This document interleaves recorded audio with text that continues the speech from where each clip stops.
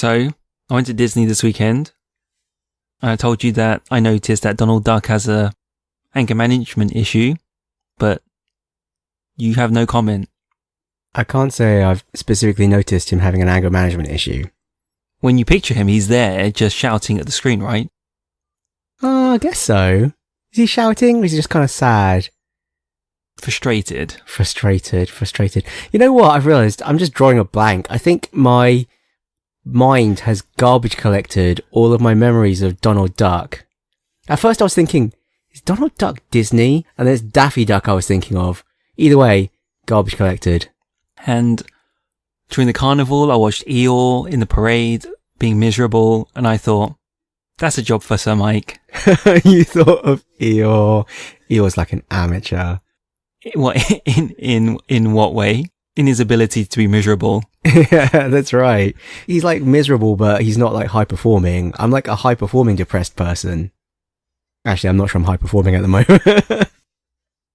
Donald Duck. What was Donald Duck in that was any good other than DuckTales, which was amazing? But Donald Duck was like a secondary character in DuckTales. He was in DuckTales, wasn't he? Don't think so. He was like on the side because he was Uncle Donald. Like DuckTales really is about Huey, Dewey, Louie, and Scrooge McDuck. Yeah. They're like the stars of the show. So what is Donald in? I don't know. He's a mage in Kingdom Hearts, I think. Which you haven't played, so that's meaningless. Now, I did read that it's a top 10 selling PS2 game, which is surprising. Why? Because I thought it was quite niche. Basically, everyone who ever loved Final Fantasy played Kingdom Hearts, and everyone who ever loved Disney played Kingdom Hearts. But why are we having to wait so long for Kingdom Hearts then? Oh, you've had like 7 Kingdom Hearts games, just none of them have been the one you wanted. Yeah, Kingdom Hearts has just gone truly insane. It was like 358 over 2, and Shattered Memories, and Birth by Sleep. My nephew tried to explain to me, well, I say my nephew, my cousin's son, it's a nephew in Chinese terms, I don't know. They've got different rules for this sort of thing. Whatever, anyway, he was trying to explain to me the plot of Kingdom Hearts, and like an hour later of Organization 13, and he's his Hollow, and then he's his Heartless, and then he's his, I don't know, it's nuts. You don't know anything about this, do you? No. Game Trailers did a great video on it. It's like an hour long. Retrospective. Well, no, like a plot summary of Kingdom Hearts if you're thinking of playing Kingdom Hearts 3 whenever the hell it comes out. Good luck. Well, I've been to Disneyland, so now I want to play Kingdom Hearts. Oh, next book club game. It's an option. I wonder how long it is. Actually, has it been remastered for PS3 or 4? It has been. It's been remastered for PS3 and it just came out for PS4, but there are lots of issues because it runs at 60 instead of 30 now. I did not know this. I did not know it had been remastered at all. I just assumed it probably had been. Wow, okay. Only came out end of last month, I think. So Okay. 1.5 HD and 2.5 HD. Oh, maybe I should finally play it. I told you that I did actually, well, I had an American PS2, so it was really awkward to buy games for it. When I actually finished my degree and I was actually sent to the US for work for a bit, one of the things I did was buy a load of PS2 games. It was coming to the end of the PS2 era, so they were really cheap. And I bought Final Fantasy X, Kingdom Hearts 1 and 2, and a whole bunch of other stuff. But Kingdom Hearts 1 and 2, I never finished. I tried, I never finished. Why? I think I just got bored. Kingdom Hearts is like if you took the super cliched saccharine JRPG angst pretty boy story and somehow distilled it and made it super family friendly, full of Disney-ness as well. It was just too much for me. I think if you're 13, it's probably amazing, but I was slightly too old for it. Do they take the Disney soundtracks, and push them into the story game? I think so. I think it's literally just taking all the best bits of Disney and all the best bits of like Final Fantasy and just smushing them together. Why have they not been milking this? They have. They haven't, though. They have. That's how they've managed to make like 7 games before they've got to number 3. They need to fix that. No, because once they do that, the story's over. They can't keep milking the story forever. Just better to keep bolting bits onto the side. Did you intend to talk about Kingdom Hearts this pre-chat, or we just segued into like the most tangential of tangents? No, I didn't mean to talk about Kingdom Hearts. Did you mean to talk about your fabulous hotel room? No, I didn't actually. I heard it was fabulous. It's just too much. It's just too much.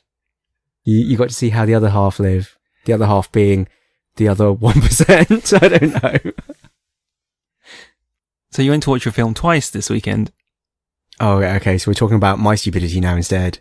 No, it's only stupid because you label it so. I saw Ghost in the Shell twice. Because you're a kind-hearted person. I had agreed to go and see Ghost in the Shell with some people. And then I met a cousin for lunch. And after lunch, my cousin was just like, oh, why don't we go and see a movie? I was like, oh yeah, sure. Because I haven't seen you for ages. Let's go see a movie. And the only movie that was available that had seats was Ghost in the Shell. So we went to see Ghost in the Shell. So you're being ironic when you say, I'm not seeing you in a long time. Let's go sit in a dark room together. You know, you're just going to spend more time with your cousin. We had lunch, went to see the movie, had coffee afterwards. Hang out. Just generally hang out. So I saw Ghost in the Shell twice. It's got a lot of Hong Kong in it, actually.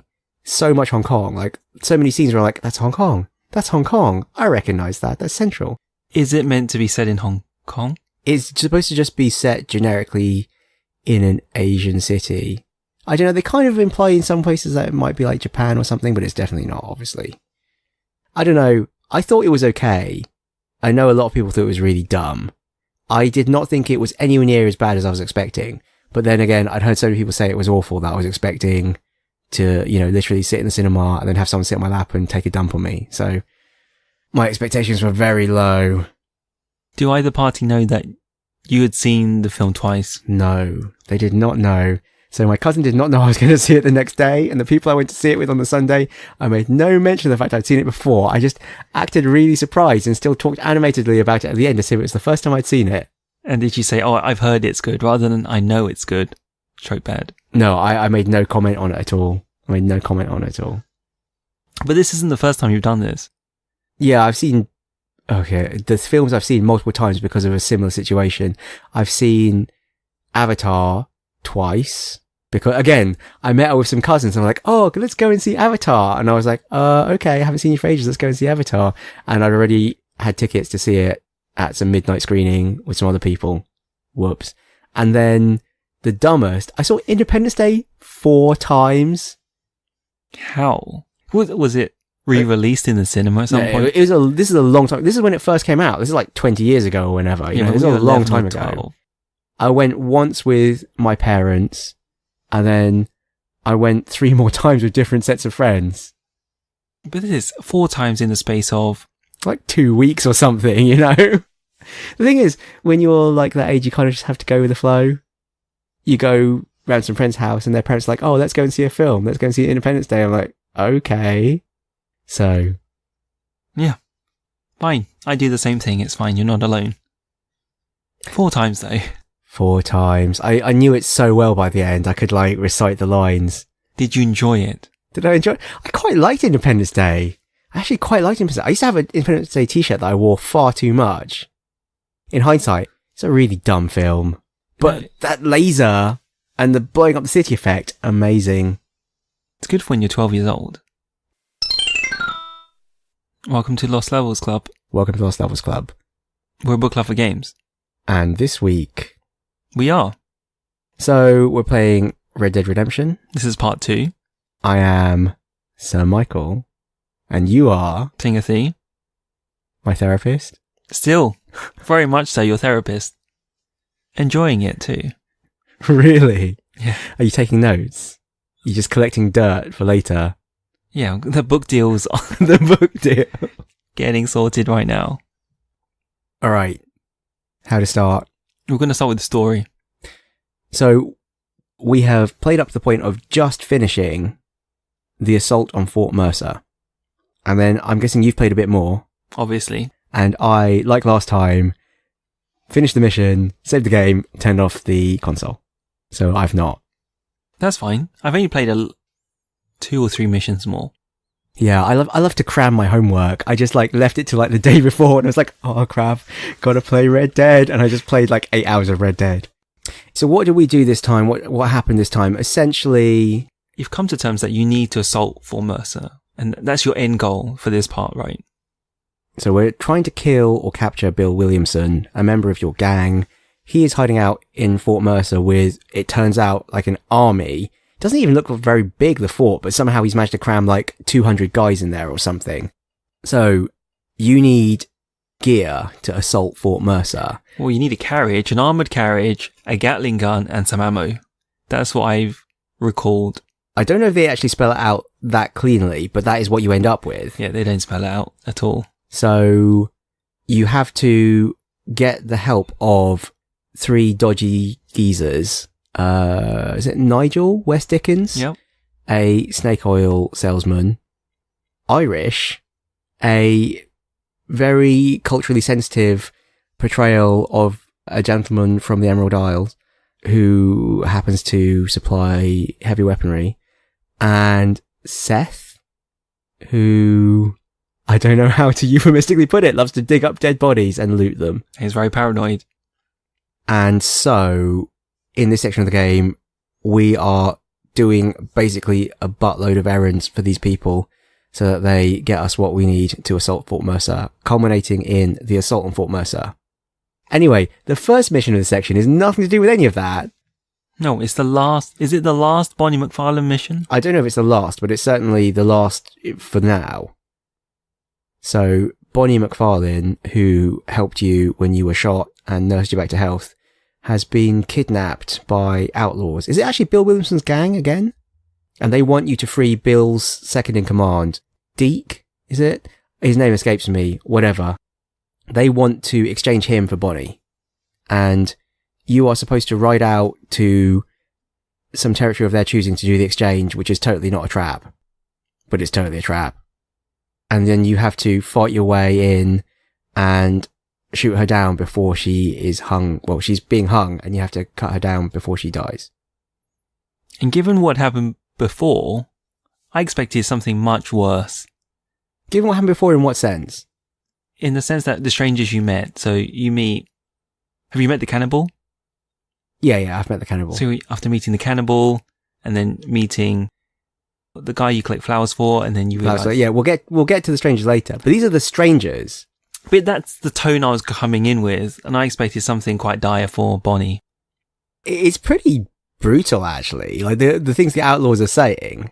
I didn't write any of them down, and I don't think I could try and come up with what they're saying off the top of my head, but it was pretty un-PC, to say the least. One thing I did make note of, when you're on the way to rescue Bonnie, the sheriff says, someone steps out of line, you got to whack them back into shape.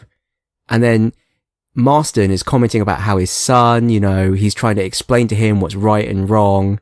And it seems a bit rich coming from an outlaw bandit. Would you really be this enlightened character about oh no, I have to teach my son what's right and wrong. I'm not going to just give him a slap. I somehow can't imagine at this time in history that a bandit would be like that. I would have thought he'd be more corporal punishment than Scandinavian enlightenment.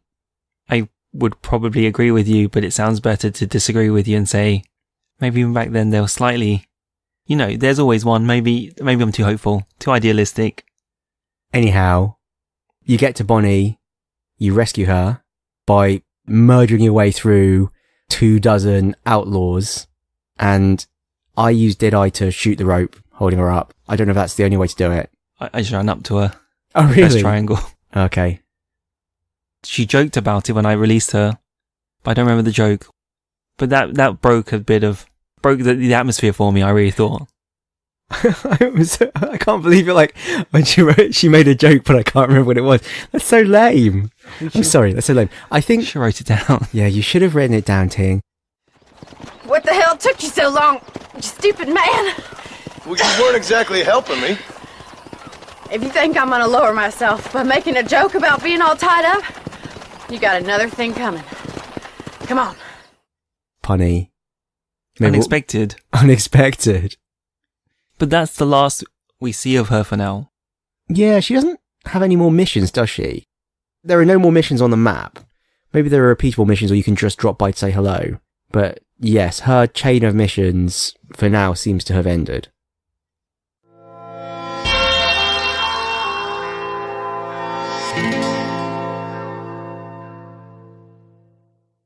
So I just started off with a description of the 3 characters that we come across now. So Nigel West Dickens, I described him as a snake oil salesman, but you would, in slightly more detail, say... I said he was a charming clown, well-spoken one at that. I think that's true. I think that's fair enough. He uses long words. He makes allusions to historical events in the classics and comments that it may go over John Marston's head.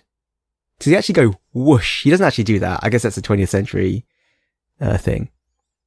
Seth, you would describe as... Well, I said he just digs up dead bodies. You've said... I just called him a paranoid nutter, but that's not very fair either. He's kind of like Gollum. He's kind of like Gollum, and his precious is the map.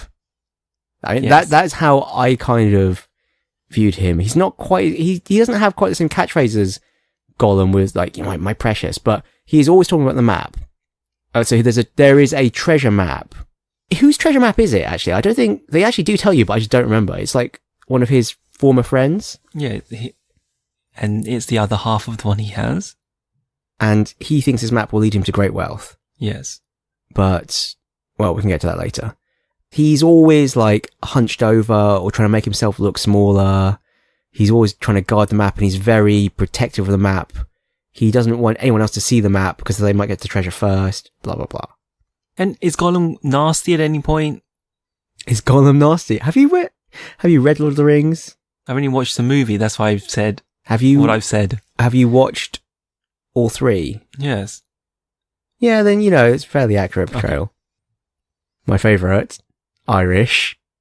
I said a sensitive, culturally sensitive portrayal, which is 100% not true.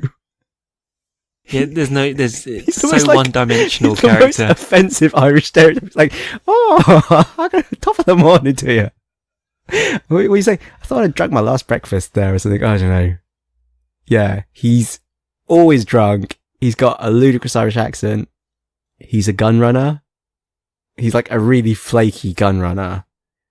Like when you meet him, two of his friends are trying to drown him because he's swindled them out of some Gatling gun. And it was a Welshman and a Frenchman. Who you promptly shoot, and he's like, oh, thanks, they're my only two friends in the world, but I'm glad they're dead. What? And then he promptly swindles you out of a Gatling gun as well. Anyhow, so highlights of their missions.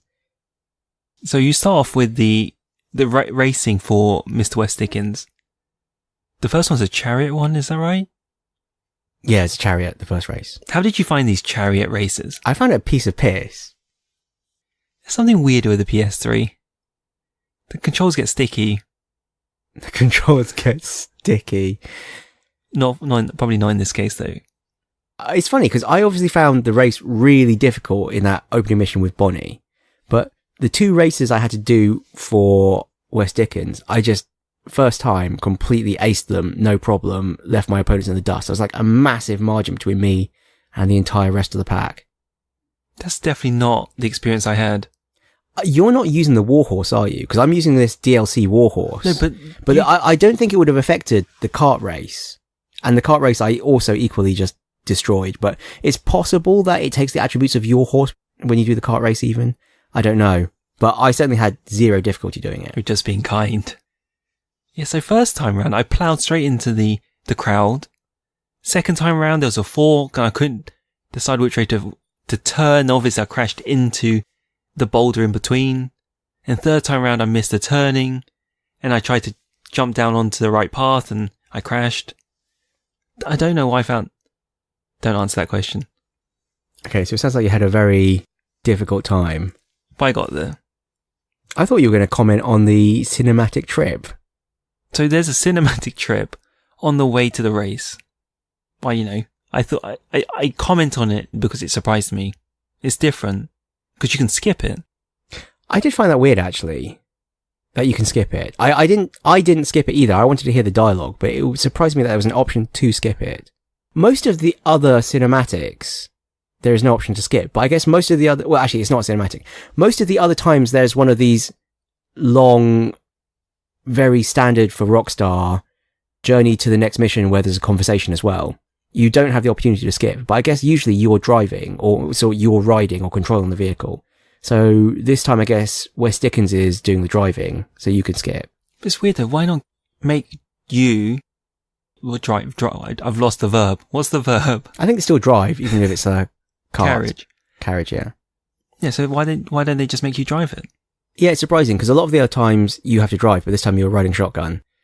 I guess it's because they're setting it up for you doing the shooting later on. Maybe. Anyway, and then the second race, which is just straight up horses, and you can ride your own horse. There's one line setting it up. When you meet him in the cave, and he tries to rope you into doing another errand, there's a great line where Dickens says, he blows his own horn and toots his own horn, what's the right phrase there? I don't know. I think they're both equally wrong. No, probably equally valid. And he says how successful he is, and then John comes back with, if you're so successful, Nigel, why'd you live in a cave? I thought that was really perfect for the situation, because he is such a ridiculous character, this Mr. West Dickens. All the characters in this game are just shocking stereotypes. So he is the stereotype of a snake oil salesman, which is exactly what he is. Though it was quite funny because you drive to this cave after finishing the kart race. And I don't know if they're expecting to go off and do some other missions first, but I just immediately started the next mission with West Dickens.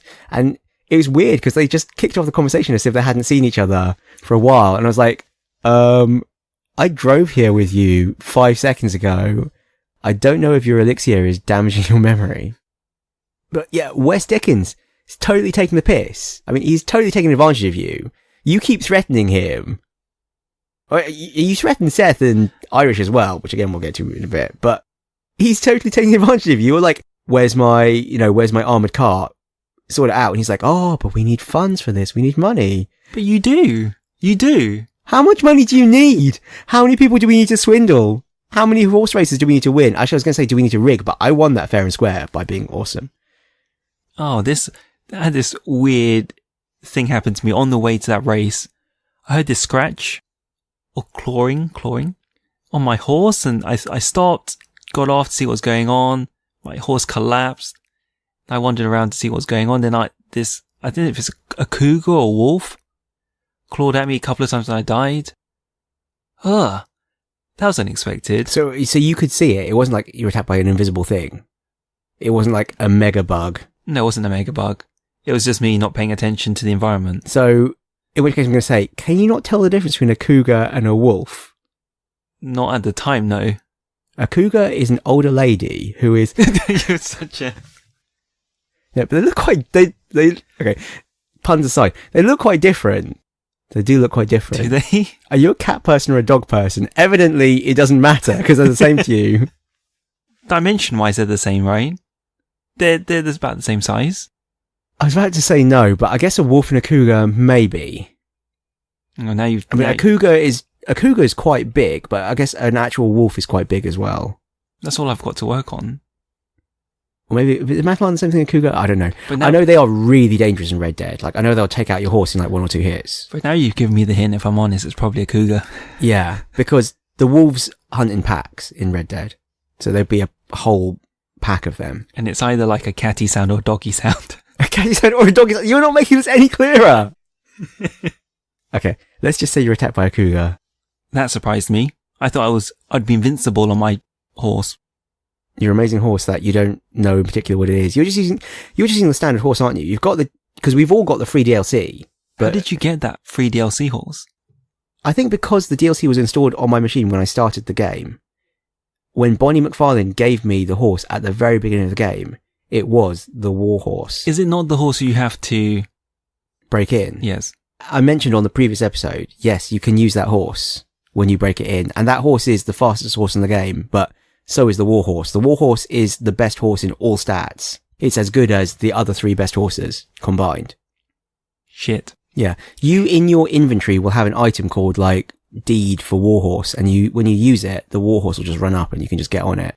And if you hitch it to a post, then that becomes your main horse, and anytime you call your horse, the warhorse will run up. And if the warhorse should die because you accidentally got off it in the middle of a firefight while everyone was shooting at you and used Deadeye and then fired all your bullets in the side of the warhorse, just hypothetically, if your warhorse should die in an unforeseen accident like that multiple times, you can get another warhorse by just using the deed again.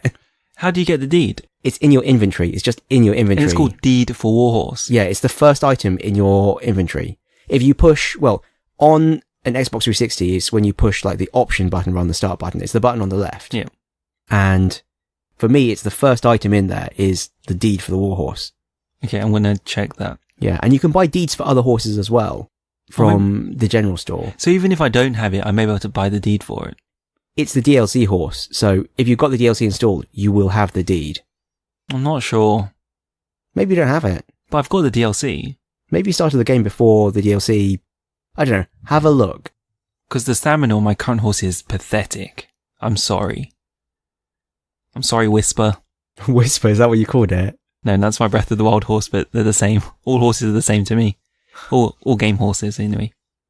It's funny that you should name your horse Whisper in Breath of the Wild, because I named my horses after chocolate bars as well. Although I don't know if that's the kind of Whisper you named it after. No, Whisper like quietly speaking, not Whisper with an A. Did you have a horse called Whisper with an A? No. I've got a horse called Snickers, and I've got a horse called Kit Kat.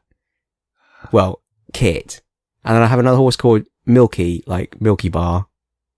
It'd be too amazing if you had a horse called Whisper. Well, I still have more horses to catch. Speaking of the horse stamina, actually, random mechanic. I mentioned this to you before, but you have no recollection of it. When you first get the horse at the very beginning of the game, the stamina of the horse increases after you've been riding it for a while. It says, oh, your bond with your horse has increased. Does the bar change, or...? Yeah, it gets longer. And then later on while I was riding, it got longer again and said, oh, you've achieved the maximum bond with your horse. And what does that mean? I just had more stamina with the horse. Maybe my horse had amazing stamina to begin with. The bar started out like 80%, and then now it's just like the full length of, like the Deadeye meter. It's the same length as the Deadeye meter, but it started out smaller than the Deadeye meter. Maybe the breed of horse I have always had high stamina. I don't know.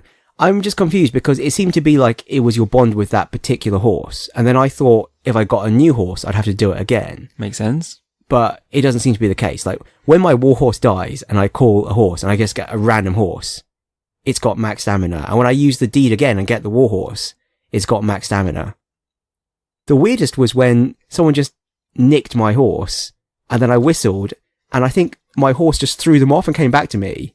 But then I whistled again and another warhorse ran up and I just had two of them, just like twins. Anyway, sorry, random tangents aside. I didn't think to do that. Just to whistle to kick the stranger off my horse. That's clever. Well, another time they did it and I just shot them. But, you know, just what you do. Barely need a reason to shoot anyone in that game.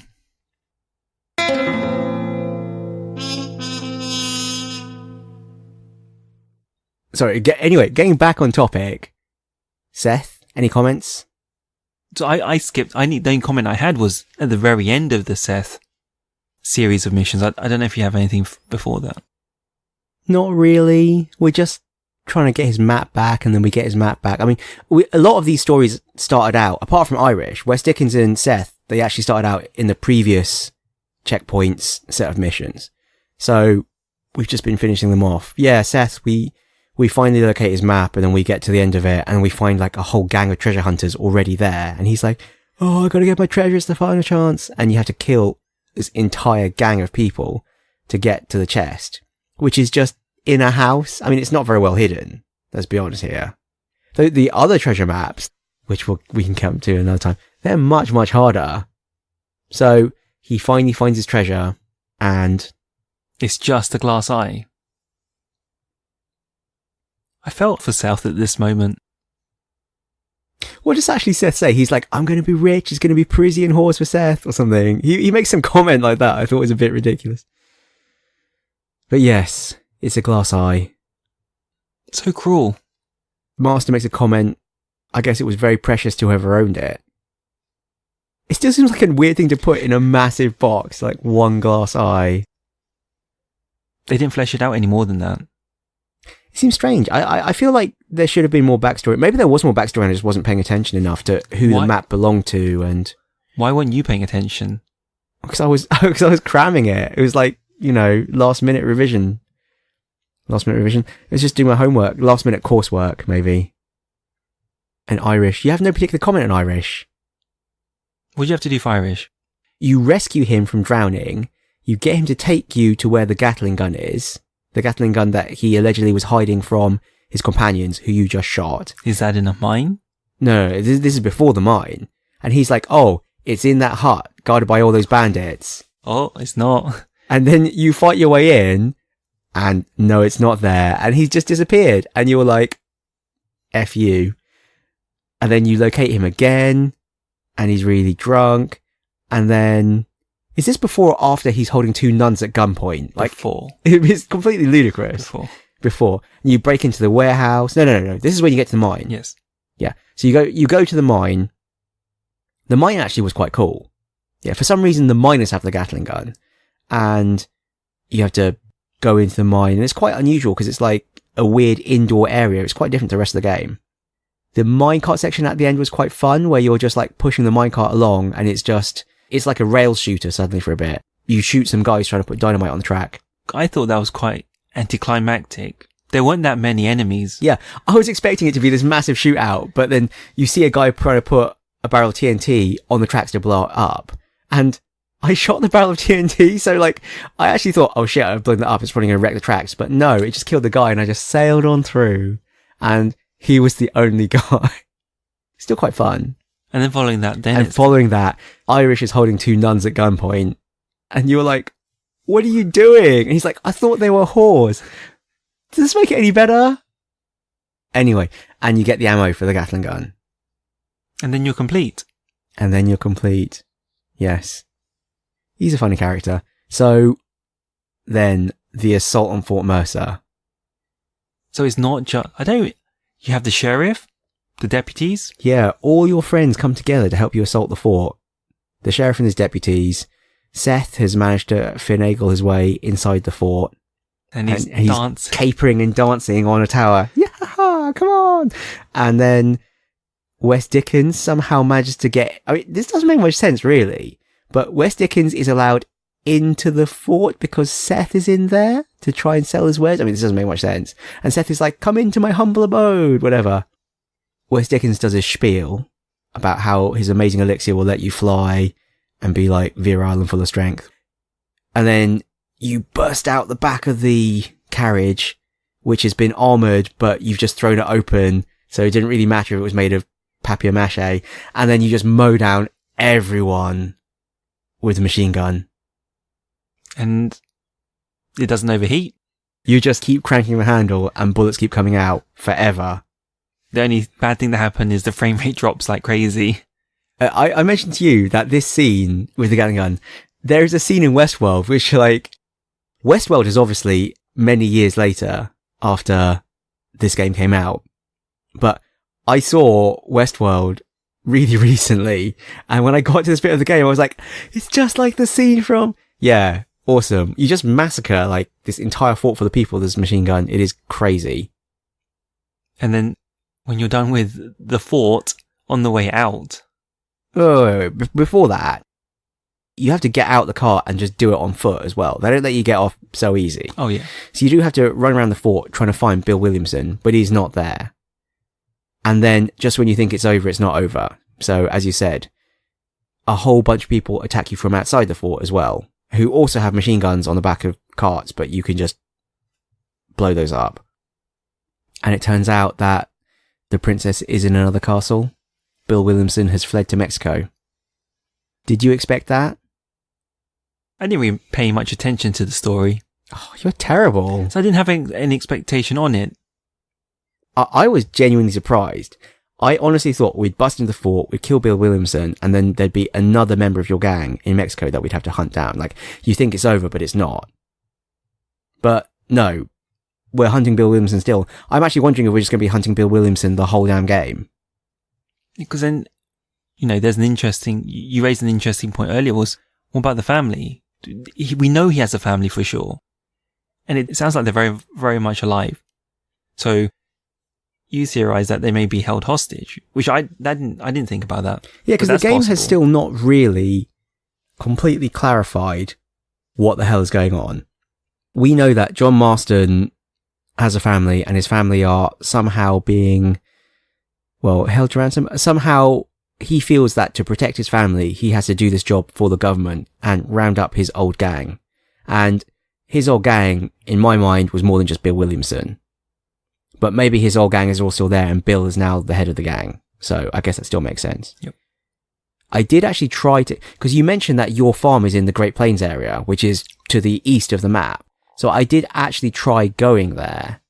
After finishing the assault on Fort Mercer, I didn't actually immediately turn off the console. I actually tried going to Great Plains, but I discovered there are 2 bridges that, that cross over into Great Plains, and both the bridges are locked down, so you can't get there, which is another classic Rockstar thing to do. I only realised I couldn't go there because I couldn't set a checkpoint there. Oh, really? I didn't even try that. I just rode there. Yeah, you can't set a waypoint there. So that is the story then for now. Until next time. And then what other garbage did you do? I say garbage. What other fun diversions did you do? So last time around, you talked about a couple where the husband had fallen out with his wife Rose, and you're tasked with fetching her. Now you hogtied her and carried her over, is that right? Yes. So I did something which I thought was, which I really thought was better. I pointed a gun at her and threatened her to come over. But it resulted in the same thing as you, where I lost 100 honor.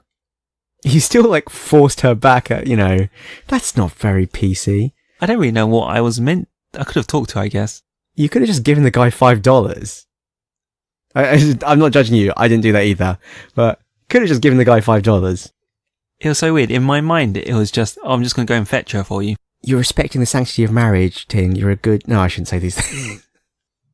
It was so effortless to point a gun at her. That's the problem. I'll be saying that in... Power corrupts. This is what you'll be saying in the doc after, it's like, it was so easy just to point a gun at the guy. Unlikely. I don't think there's many guns in Hong Kong. I finally did the Flowers for a Lady mission. You mentioned this last time. Yes. Well, you mentioned the mission. I said I hadn't done it. And you said, okay, fine. We'll wait till you've done it. So now I've also done it. And the way all the Stranger missions have gone, yes, all the Strangers have been total Looney Tunes. So when he told me about his wife and he wanted to get a bouquet of flowers for her, I was like, she's dead. She's going to be a desiccated corpse. And I walked in the house and there she is, all scary faced. And I was like, called it. So I encountered this much earlier on. I thought, oh, let me collect some flowers for your beautiful wife. Let me do this kind favor for you. I put the effort in. It's not easy getting, 3x5 flowers for this guy. And I thought, and the payoff I get is as a corpse. It's ridiculous. The thing is, the guy is totally nuts because he completely 100% acts like she's alive and having a chat. It's like, oh, we play bridge on Thursdays. And Marston does actually make some comments like, oh, no, I'm sorry. I forgot. I can't stay for dinner. I have an appointment with Planet Earth. It actually sounded slightly anachronistic to me. Like it was like a bit out of time. But he was basically saying, you're a nut job. But the guy completely is like, oh, okay. He doesn't react to it at all. Strange one. I wanted to talk about the California mission, but you've not done it. I'm not sure whether I've done it or not. Because I told you that I had a mission with a weird spooky guy as well, and I don't know if that's like the second part of this mission. No. You'll know when you've done it. Because that's not how it ends. Really? Okay. The mission's called California, is it? Yep. Okay, fine. I shall try and do it for next time. Okay. Don't feel like you have to. Come across it when you come across it. Okay. I shall make no effort to accommodate you and we'll forget about it for next time. Why do you have to operate on extremes? Why can't you just be normal? What are you trying to say to me, Ting? Yeah, it's min-maxing. I'm trying to play life like an RPG. It's not working out very well, I can tell you. Charisma 1, intelligence 20. Wisdom 1. I'm not a priest.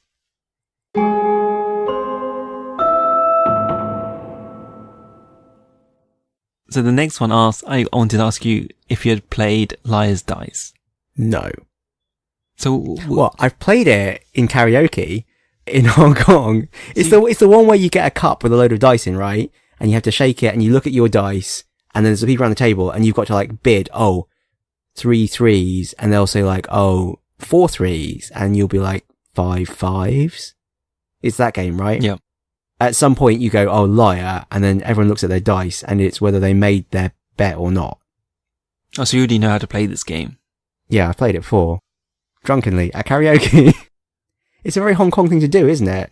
Well, like when you actually book a karaoke room, they'll give you the room, they'll give you a bunch of drinks, and they'll give you a tray with a load of cups and dice. Have I been to karaoke more than you? In Hong Kong, yes. Okay. Anyway, how did you do? I won, but I didn't expect to. It actually is not that hard a game. Did you know how to play it? No, I had to Wikipedia it. Have you never read Liar's Poker, which is that famous book that loads of people in finance have read? Which one is it? Is this the one about the subprime? I think it's just about the industry in general. But this is like back in the 80s or something. Oh, I've not read it then. Back when it was like Crazy Town. So, yeah, Michael Lewis famously wrote Liar's Poker. And at the very beginning of the book, they talk about traders playing Liar's Poker, which is essentially Liar's Dice, but you play it with the serial numbers and a banknote. Something that happened to me a lot was I was really slow off the draw. When there was a victim needing my help, I would always arrive just in time to loot their bodies, their dead bodies. This totally happens to me as well. Because, you know, you've previously mentioned, you know, am I allowed to shoot this person or not? Because if you shoot someone who you're not allowed to shoot, then you get like a bounty on your head and stuff like that. So it comes up where someone's like, help me. And it's like, oh, am I allowed to shoot this person or not? And then they just kill the other person. I'm like, oh crap. Well, I guess I'm definitely allowed to shoot them now. It's screwed up. So there'll be a prostitute yelping for help, but I'm still not quite sure whether I can kill her aggravator. Yeah, I've seen this happen. And the first time I was like, what? And then the guy just like knifes her the whole time. So I was like, this is really brutal. It's like a scene from Westworld. And then, yeah, then I shot him and I was like, well, Got 2 dead bodies to loot from. Yep. That's what I would think anyway. Seth style. Well, they're not going to need it now. And then the second time I did actually shoot the guy in time. I had a similar one where a guy was being held up at gunpoint at like his carriage or coach or wagon or something. And again, I was like, what? And then I shot the guys, but they just like, you know, executed him as well. And I was like, oh crap. So I've never successfully saved that dude yet. I wonder, would it auto-target the victim? Or whether auto-targeting would always prevent me from shooting the victim? Yeah, I'm not sure. This is a perfect time to use Deadeye. I don't use it that often. I'm really hopeless at it. I started using it a lot more recently.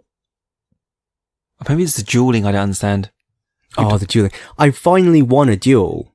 I was riding out of my apartment, room, whatever you call it, at the inn in Armadillo.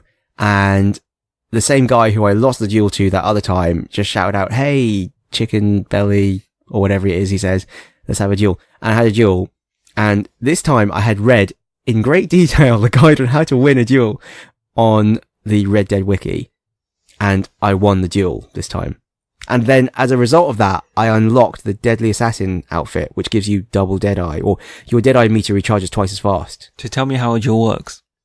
The key mechanic is that there is a target reticle, which changes size.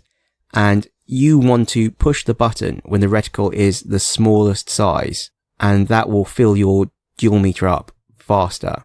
And also, where your reticle is pointing on their body makes a difference. So you can actually non-lethally win the duel by pointing it at their gun, and then you can shoot their gun out of their hand. Or if you point it at their head, for example, it will fill up much faster than if you point it at their foot. And that's it. And then you basically need to fill up your meter before they fill up theirs, because when a meter is full, then you'll both just start shooting. Filling up a meter is what? There are literally 2, like, bars on the right of the screen, one for you and one for your opponent. And as you push, you know, the shoot button, well, X or whatever I don't know, whatever button it is on whatever controller you happen to be using, it will fill up by an amount depending on where your crosshair is and how big the crosshair is. So if your crosshair is on their gun or on their head and it's at the smaller size, it will like fill up most of the bar in one go, for example. Oh. So And I just hammer the... That's how I lost the duel the first time. I was like hammering it and it was just like going and going up in tiny increments, and their bar was going dunk, dunk, dunk, and then just like, filled up and they just shot me. So maybe it's not even when the bar is full, maybe it's just whoever's bar is more full after a certain number of like shots targeted. Okay. So you lost a duel then, did you? Yes. Yeah. But I also won a duel, but not knowing, How you did it. by using the same technique. Okay. But you haven't unlocked the Deadly Assassin outfit. No. I'm just wondering if you've got like the DLC turned off or something. No, well, my duel was in a mission. It wasn't an encounter. Oh, okay. Yeah, I think to unlock the Deadly Assassin, you just have to win a duel, like, in the world. Okay. So have you encountered the encounter where a lawman will ask you to help him capture 2 escaped convicts? No. I've come across this so many times now. It's funny, like, the random stuff, and it's just what you happen to see. Yeah, because I've encountered some random things multiple times too, and others just never, I guess. So what happened? So you're asked to capture them dead or alive. So there's 2. So I kill one, and the other one I'll drag back to him. But all he does is he just caps the prisoner in front of you, which I think is really unnecessary. What was the point of bringing them back alive? Yeah, it's kind of dumb. It's brutal, the West. Also had this moment when someone shot me. Obviously I shot them back. But then I had a bounty on my head. I had a similar experience. I can't remember if I mentioned it last time, but there was like a gunfight with a bunch of people shooting at each other. And some of them were definitely shooting at me. And I shot someone, but it turns out I just shot the marshal, not the outlaw, and I got a bounty on my head as well.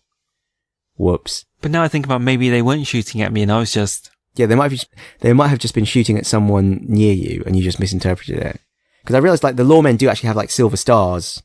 Or I ran into their gunfire, maybe that's possible. But still. Even if you accidentally shoot me, I want to be able to shoot you back. We can move on. We just have a list that doesn't fit in the story nor the stroke encounters. Stranger stroke encounters? These are just like other general impressions, I guess, from the game in this most recent checkpoint.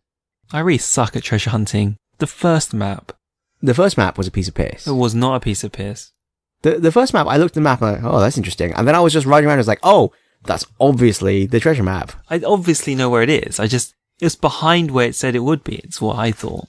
So I found the tree with the noose, but the second picture doesn't tell you where it is, does it? The second picture is kind of saying, well, when you're behind the tree with the noose, go into like a cleft in the rock. Is that what it said? That's how I interpreted it. Obviously you found it then, didn't you? Yes. But I haven't found the second one. I mean, I've looked at the second treasure map and I just have not seen anywhere that looks like it to me. So I agree with you that they're difficult, even though I found that first one quite easily. So I wrote down that it's a night. Well, actually, it tells you quite early on that if you hold down X whilst on a horse next to an acquaintance, you'll match its speed. Yes. I think that was quite elegant. It's a nice quality of life thing. It's definitely good. And how did you find the lightning effects? I have no particular recollection about them, which to me means they were quite unremarkable. I mean, doesn't it just like the screen flashes? Is there anything in particular you can think of? It looked like it was glitching. Really? In what sense? It's just like, I thought it just like flashes white for a bit. But the colours, it just flashes white. Maybe I expected more. I think that's just how lightning was, at this era of gaming. It just seems so jarring compared to Zelda. Well, Zelda looks awesome. Because, like, one thing, again, like, I meant to comment when we were talking about Zelda, but I'm just going to mention it now, completely out of context. The lightning storms in Zelda, I mean, the lightning looks cool anyway when you're in the storm, but something I've not seen done in any other game, which might just be because I haven't played a whole bunch of open world games recently. Like, I haven't played The Witcher 3, I haven't played, like, Far Cry or something, but I've played very many games where you can be in a lightning storm and there's, like, heavy rain and lightning bolts.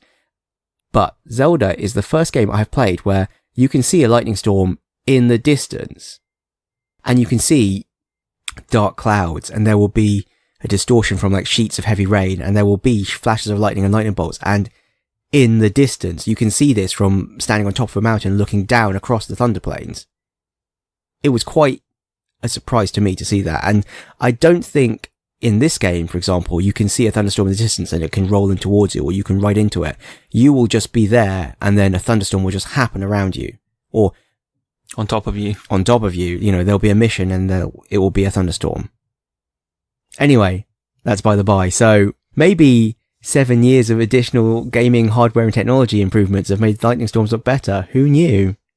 Did you do much skinning of animals? Yeah. Don't waste. At one moment I had this quandary. Does my horse care? I got really concerned for some reason. You got really concerned. Well, my horse is the war horse, so in a way, it's kind of slightly more believable, but not really. Like, I am sure if I just got off my horse and just cut up another horse in front of it, it would be a bit freaked out. But it's totally fine with it. I'm kind of surprised too. The horse just does not react at all to you butchering an animal right in front of it. Many Animals. Talking of killing and skinning animals, have you been doing the Master of Survival, Master Sharpshooting? I think it's called Master of Quests, whatever. These other challenges for wilderness survival. I've started on 3 of them, but one is not started. So, for one of them in particular, it tasked me with killing and skinning 6 deer. But it literally means deer, so bucks, male deer, don't count, which surprised me. And the other thing is, you have to do them in order. So I literally got attacked by a pack of wolves, 5 or 6 wolves, and had to kill them all. And then later on, I had a random encounter in the wilderness where someone was being chased by a pack of wolves. And again, I had to kill the wolves to save them. So that's 5 or 6 wolves. So I just killed a dozen wolves.